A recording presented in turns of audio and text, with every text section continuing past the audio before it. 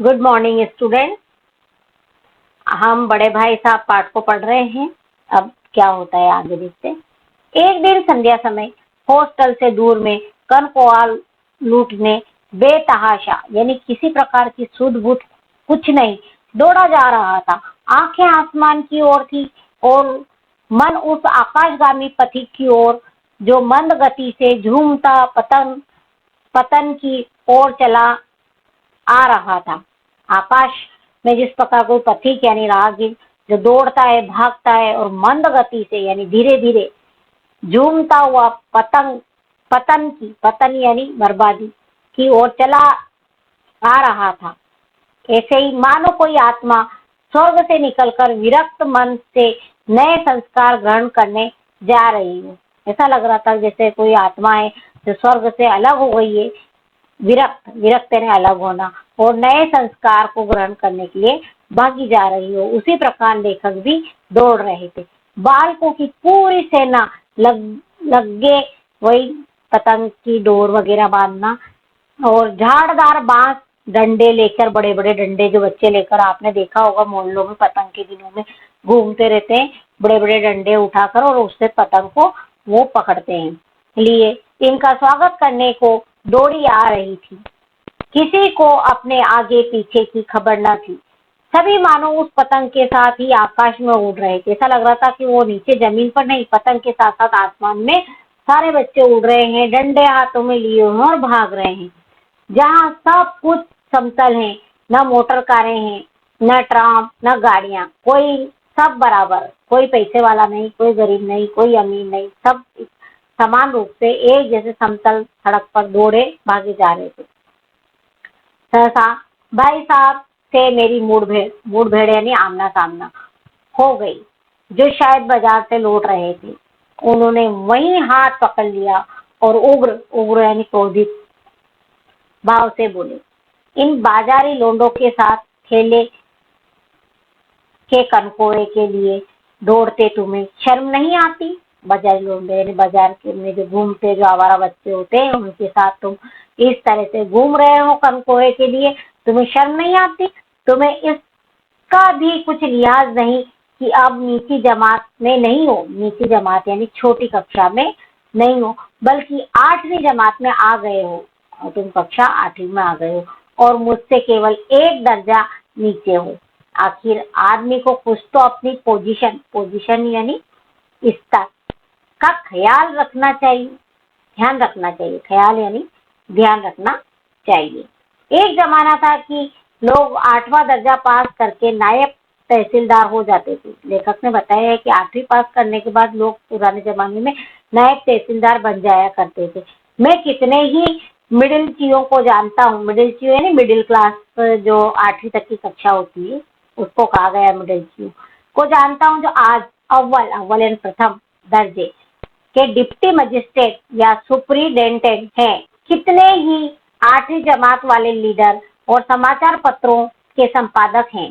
बड़े बड़े विद्वान उनकी मातहती में काम करते हैं, यानी उनके अंडर में काम करते हैं, और तुम उसी 8वीं दर्जे में आकर बाजारी लोगों के साथ कनकोए के लिए दौड़ रहे हो।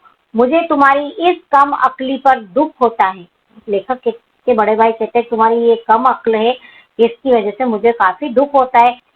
तुम ज़हीन हो, ज़हीन यानी प्रतिभाशाली, इसमें शक नहीं, लेकिन वह ज़हन किस काम का, वो प्रतिभाशालीता किस काम की, जो हमारे आत्मगौरव की हत्या कर डाले, यानी हमारा स्वयं का कोई अभिमान नहीं हो उस बात के लिए। तो ऐसा प्रतिभाशाली होना किस बात का? तुम अपने दिल में समझते होंगे मैं भाई साहब से महज एक दर्जा, महज यानी केवल एक दर्जा नीचे हूँ और अब उन्हें मुझको कुछ कहने का हक नहीं है। लेखक के बड़े भाई समझ गए हैं कि वो ये समझता है कि अब बड़े भाई को कुछ भी कहने का हक नहीं है, क्योंकि मैं अब उनसे एक ही कक्षा नीचे हूँ। तो इस बात पर बड़े भाई साहब छोटे भाई को जगा रहे हैं कि तुम अपने दिल में समझते होंगे मैं भाई साहब से महज एक दर्जा नीचे हूँ और अब उन्हें मुझको कुछ कहने का हक नहीं, लेकिन यह तुम्हारी गलती है। मैं तुमसे 5 साल बड़ा हूँ और चाहे आज तुम मेरी ही जमात में आ जाओ और परीक्षकों का परीक्षकों यानी जो कॉपी चेक करते हैं उन लोगों का, शिक्षकों का भी यही हाल रहा तो निसंदेह यानी मुझे कोई शक नहीं है कि अगले साल तुम मेरे समकक्ष हो जाओगे। उन्होंने देखो शिक्षा पद्धति पर व्यंग किया है, क्योंकि शिक्षा पद्धति में उस समय जो किताब में लिखा हुआ होता था वही बच्चों को रटकर लिखना होता था। तो इसलिए उन्होंने, बड़े भाई साहब ने इस बात पर इशारा किया है कि यही परीक्षकों का हाल रहा, यानी इसी प्रकार से परीक्षक कॉपी चेक करते रहे कि बिल्कुल बुक में लिखा हुआ है वही बच्चा अगर कॉपी में लिखेगा तो बच्चे को पास करना है, नहीं तो फेल करना है। तो निसंदेह मुझे कोई शक नहीं है कि तुम एक दिन मेरे समकक्ष यानी मेरे बराबर की कक्षा में तुम आ जाओगे। यही हाल रहा तो देखो आप बच्चों, देखिए शिक्षा पद्धति पर यहाँ पर बड़े भाई साहब ने व्यंग किया है। और शायद एक साल बाद तुम मुझसे आगे भी निकल जाओ और ये ऐसा भी हो सकता है कि मैं उसी कक्षा में रह जाऊं 9th क्लास में और तुम मुझसे भी आगे निकल जाओ। लेकिन मुझ में और तुम में जो 5 साल का अंतर है उसे तुम क्या खुदा खुदा यानी ईश्वर भी नहीं मिटा सकता। यानी जो बड़े हैं वो बड़े ही रहेंगे, चाहे हम कितने भी बड़े हो जाएं, कितने भी उनसे आगे पढ़ ले, कितनी भी पढ़ाई कर ले, किंतु हम उनसे उम्र में बराबरी नहीं कर सकते हैं। लेखक के बड़े भाई ने कहा है, मैं तुमसे 5 साल बड़ा हूँ और हमेशा रहूंगा। उन्होंने कहा मैं तुमसे 5 साल के लिए बड़ा हूँ और हमेशा तुमसे बड़ा ही रहूंगा। मुझे दुनिया का और जिंदगी का जो तजुर्बा यानी अनुभव, जो अनुभव है तुम उसकी बराबरी नहीं कर सकते। उन्होंने कहा कि मैंने इस दुनिया से बहुत कुछ सीखा है क्योंकि मैं तुमसे 5 साल बड़ा हूँ और इस अनुभव को तुम कभी भी बराबरी नहीं दे सकते हो। चाहे तुम MA और फिल डी लीड ये क्यों न हो जाओ, समझ किताबें पढ़ने से नहीं आती। उन्होंने कहा किताबें पढ़ने से समझ नहीं आती, अंडरलाइन की करना आप यहाँ पर, दुनिया देखने से आती है। यानी कि अनुभव को उन्होंने महत्व दिया है कि अनुभव ही सबसे ज्यादा महत्वपूर्ण है। हमारी अम्मा ने कोई दर्जा नहीं पास किया और दादा भी शायद 5वीं 6ठी जमात के आगे नहीं गए, लेकिन हम दोनों चाहे सारी दुनिया की विद्या पढ़ ले, अम्मा और दादा को हमें समझाने और सुधारने का अधिकार हमेशा रहेगा। उन्होंने कहा कि वो पढ़े लिखे नहीं है, किंतु वो पढ़े लिखे भी है तो बहुत कम है, किंतु हम चाहे दुनिया की सारी किताबें भी पढ़ ले, किंतु फिर भी उनका जो अनुभव है वो हमसे हमेशा आगे ही रहेगा, अधिक रहेगा और वो हम उनकी बराबरी कभी भी नहीं कर सकते। केवल इसलिए नहीं कि वो हमारे जन्मदाता है, बल्कि इसलिए कि उन्हें दुनिया का हमसे ज्यादा तजुर्बा है। दुनिया देखी उन्होंने, तजुर्बा यानी ज्ञान, अनुभव, सारे उर्दू वर्ड के शब्द है बेटा, थोड़ा ध्यान रखना इन शब्दों का रहेगा। अमेरिका में किस तरह की राज व्यवस्था है और 8वें हेनरी ने तो कितने ब्याह किए और आकाश में कितने नक्षत्र हैं, यह बातें चाहे उन्हें न मालूम हो, लेकिन हजारों ऐसी बातें हैं जिनका ज्ञान उन्हें हमसे और तुमसे ज्यादा है। उन्होंने कहा कि ऐसा कई गुना चीजें ऐसी है जो उनको बिल्कुल भी नहीं मालूम कि कितने नक्षत्र हैं, कितने ग्रह हैं, कितने हेनरी है, उनका अमेरिका की राज व्यवस्था कैसी है, चाहे मत हो उनको कुछ भी याद, किंतु उनको फिर भी ऐसी हजारों बातें याद है जो हमें नहीं याद है और उनका ज्ञान हमसे हमेशा ही अधिक होगा क्योंकि उनका अनुभव हमसे अधिक है। उन्होंने यहाँ इस वाले पैराग्राफ में जो बात की है, उन्होंने अनुभव को महत्व दिया है कि अनुभव ज्यादा महत्वपूर्ण है किताबी ज्ञान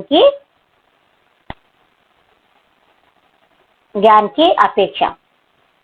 देव न करे, देव यानी ईश्वर, उन्होंने कहा कि ईश्वर न करे मैं बीमार हो जाऊं तो तुम्हारे हाथ पांव फूल जाएंगे। हाथ पांव फूल जाना मुहावरा, हाथ पांव फूल जाना यानी घबरा जाना, लिख लेना, हाथ पांव फूल जाना यानी घबरा जाना, तुम घबरा जाओगे।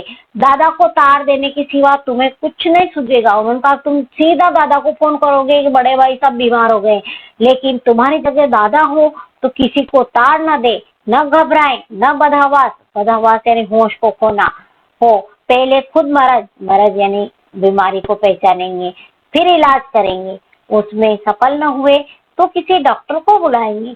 बीमारी तो खैर बड़ी चीज है, तुम तो इतना भी नहीं जानते कि महीने भर का खर्च महीना भर कैसे चले।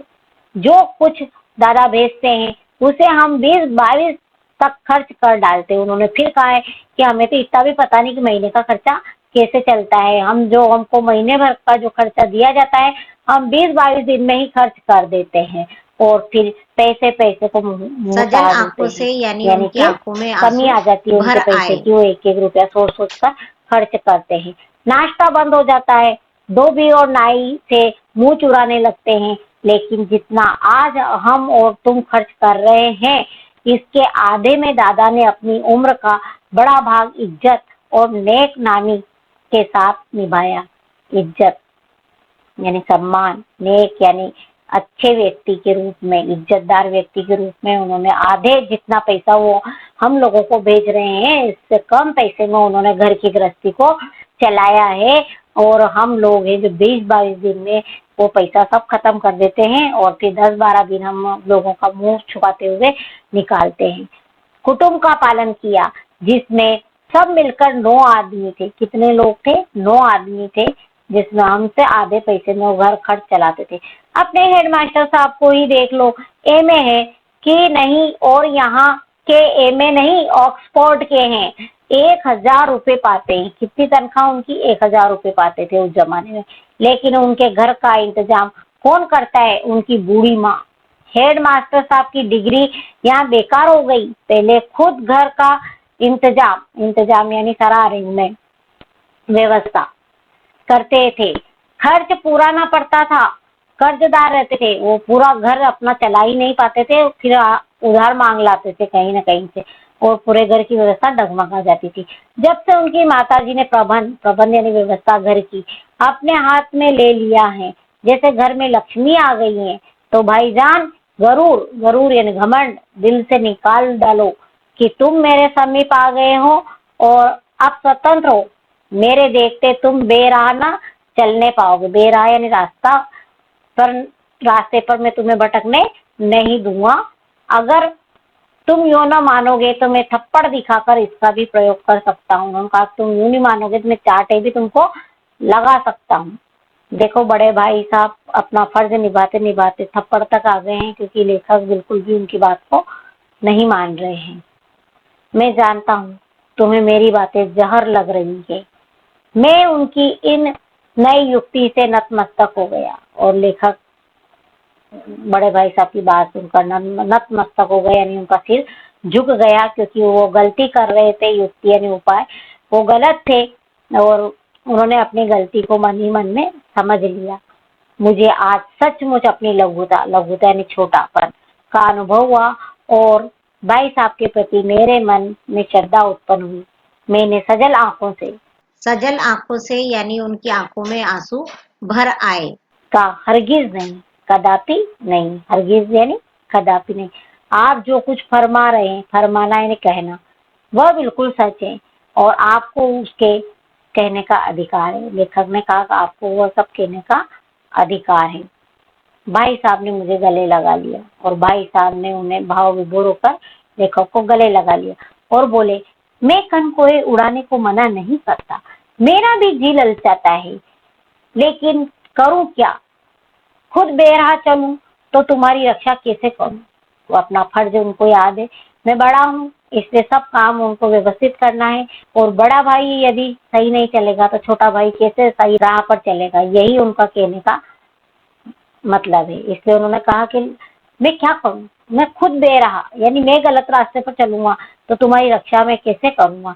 यह कर्तव्य भी तो मेरे सिर पर है क्योंकि आज हॉस्टल में वही बड़े हैं लेखक से, इसलिए उनके ऊपर जिम्मेदारी है। संयोग से उस उसी वक्त एक कटा हुआ कनकौआ हमारे ऊपर से गुजरा। उसकी डोर लटक रही थी। लड़कों का एक गोल पीछे पीछे दौड़ा चला आता था।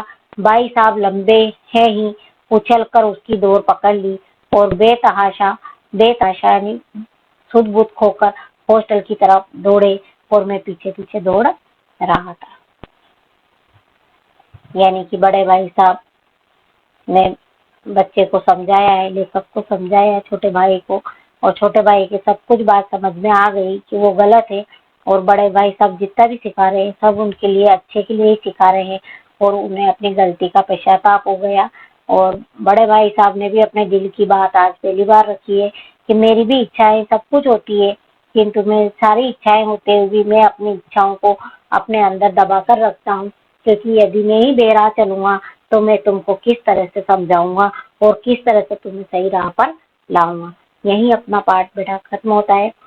अब हम नेक्स्ट वीडियो में इसके प्रश्न उत्तर को समझेंगे और आई होप आप सभी को ये चैप्टर समझ में आया होगा।